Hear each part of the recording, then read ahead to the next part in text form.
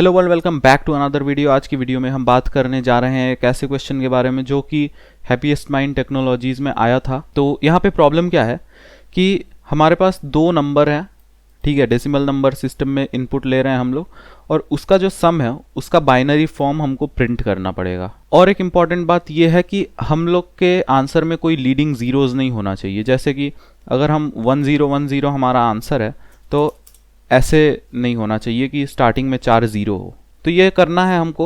इसके लिए हमको क्या करना पड़ेगा, सबसे पहले मैं सम निकाल दे रहा हूँ, उसके बाद हम लोग आगे के कॉन्सेप्ट पे बात करते हैं। तो हम लोग यहाँ पे लिखते हैं int n1 is equal to sc dot next int.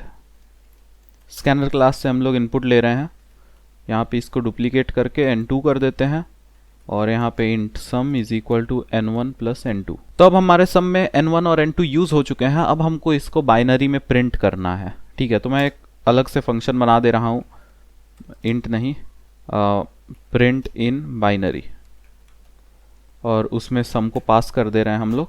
और इस फंक्शन को मैं यहाँ ऊपर डिक्लेयर कर दे रहा हूँ, वॉइड प्रिंट इन बाइनरी और इंट x, और ये हमसे एक इंटीजर इनपुट लेगा, ठीक है।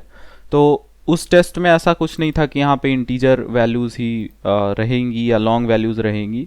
मैंने इंट दिया और इंट वाला कंपाइल करके रन कर गया, तो मैंने सबमिट कर दिया, ठीक है। हो सकता है कभी कभी यहाँ पे लॉन्ग यूज़ करना पड़े दोनों के सम के लिए, तो आप वैसा कर लीजिएगा। लेकिन हम लोग अभी के लिए आगे बढ़ते हैं। तो अगर हमको एक नंबर को बाइनरी में प्रिंट करना है, ठीक है, जैसे हमारे पास यहाँ पे इनपुट हो गया 4 और 6, तो हम लोग यहाँ पे 4 लिखते हैं और 6 लिखते हैं, और इन दोनों का बाइनरी फॉर्म हमारा क्या होगा, इन दोनों का बाइनरी फॉर्म होगा 100 4 के लिए और 6 के लिए 110, ठीक है। तो 4 में आप देख सकते हैं 2 टू द पावर ऑफ 0 हम लोग नहीं ले रहे हैं, 1 नहीं ले रहे हैं, 2 मतलब 2 टू द पावर ऑफ 2 होता है 4। और यहाँ पे हम लोग क्या ले रहे हैं, 2 टू द पावर ऑफ 0 नहीं ले रहे हैं, पावर 1 ले रहे हैं और पावर 2 ले रहे हैं। तो 2 to the power of 1 plus 2 to the power of 2 का सम होता है 6, और 4 और 6 का अगर हम लोग सम करें तो हमारा आंसर होता है 10, ठीक है। और अगर हम इन दोनों का सम करें तो हमारे पास क्या आंसर होगा, उसके लिए मैं ज़रा सा इसको मिटा के इन नंबर्स को थोड़ा साइड में लिख दे रहा हूँ। तो हमारे पास 4 और 6 का जो सम है वो कितना निकल के आया है 10, और अगर हम इन दोनों का सम करें तो हमारे पास क्या निकल के आएगा, 0 प्लस 0 0 होता है, 0 प्लस 1 1 होता है, 1 और 1 क्या होता है, सम 0 होगा, और यहाँ पे हम लोग अगर 0 0 मान लें इन दोनों के आगे तो एक कैरी 1 हो जाएगा जो कि यहाँ पे 1 ला देगा। तो हमारे पास आंसर हो जाएगा 1010, और हमारा आंसर वही है 1010। तो अब हमारा लॉजिक क्या है कि हम लोग को ये 1010 लाना कैसे है, क्योंकि हमने यहाँ पे 4 और 6 को ऐड कर दिया है। तो हमारे यहाँ पे ये जो सम वाला वेरिएबल है ना, int sum is equal to n1 plus n2, उसके अंदर हमारा 10 स्टोर हो गया है। अब हमको बस इस 10 का डेसिमल वैल्यू प्रिंट करना है। तो हम लोग कैसे प्रिंट करेंगे, देखिए। तो अब हम लोग एक काम करते हैं, इसको कोड में इम्प्लीमेंट करके देख लेते हैं।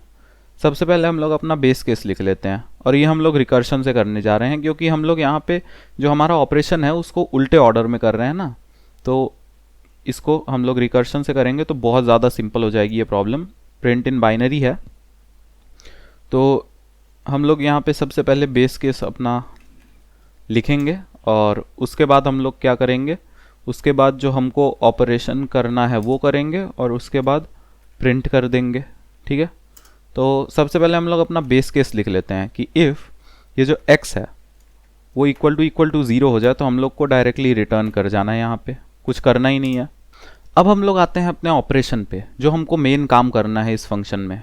हमने बेस केस तो डिफाइन कर दिया। अब हमारे पास अगर कोई भी एक नंबर है, जैसे हमारे पास अगर 1011 है, तो पहले हम लोग 101 के लिए कॉल लगा देंगे।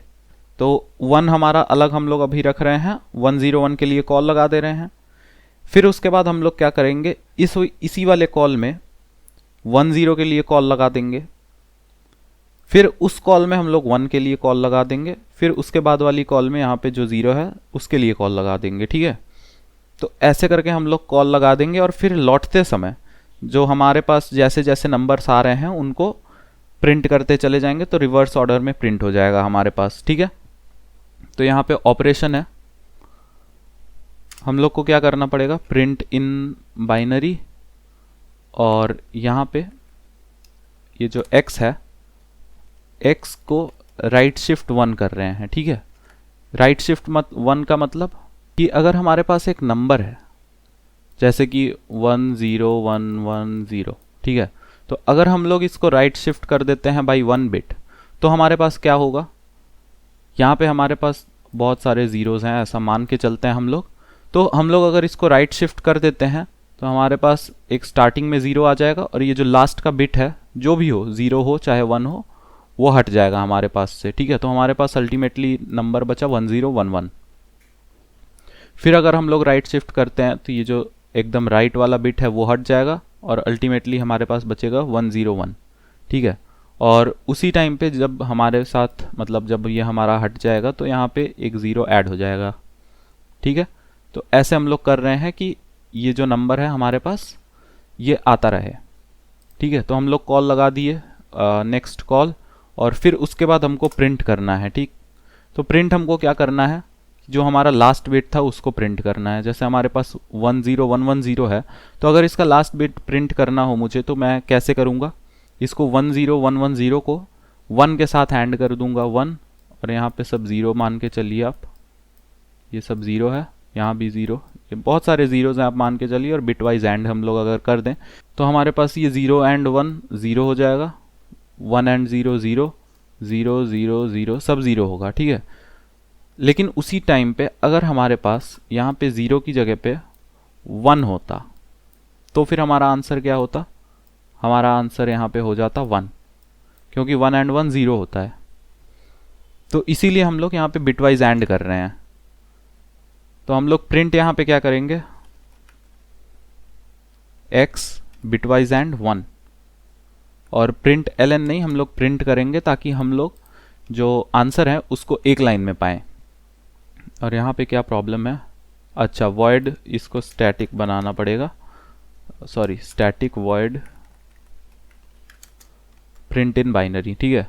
तो प्रॉब्लम यही थी कि ये स्टैटिक नहीं था, तो ऑब्जेक्ट बना के हमको लिखना पड़ता, ये मतलब फंक्शन को कॉल करना पड़ता, ये थी प्रॉब्लम।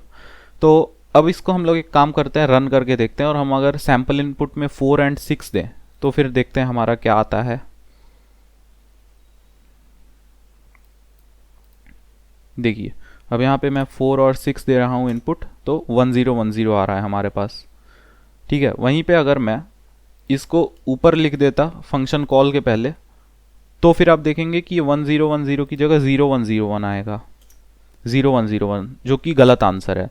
अगर आप 1010 को 10 मतलब बेस 10 यानी कि डेसिमल में कन्वर्ट करके देखें तो वो 10 हो रहा है।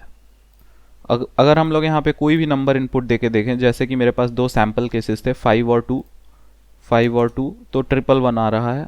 उसी तरीके से अगर मैं 2 और 5 दूँ, 2 और 5, तो भी 111 आ रहा है।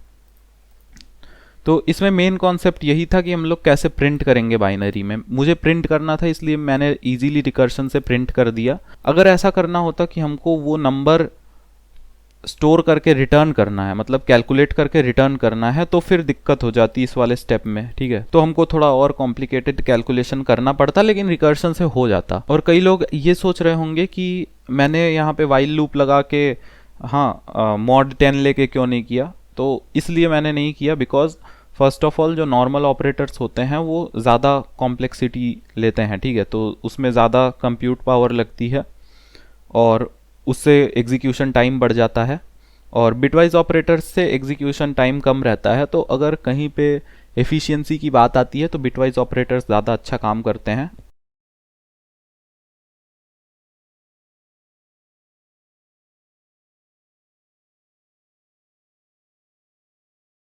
तो यही था आज का सॉल्यूशन। मुझे उम्मीद है ये वीडियो आपको अच्छा लगा होगा। अगर अच्छा लगा हो तो इस वीडियो को लाइक कर दीजिए, सब्सक्राइब कर दीजिए चैनल को।